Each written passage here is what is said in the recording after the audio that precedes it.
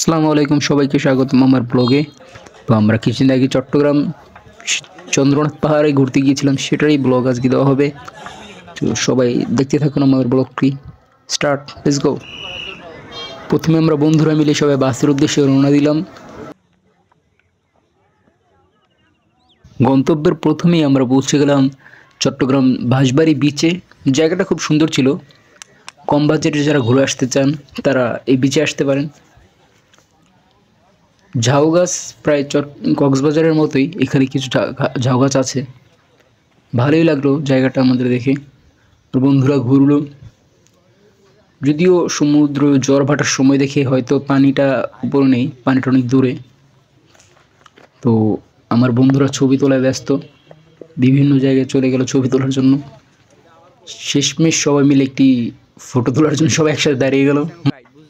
অবশেষে আমরা পৌঁছে গেলাম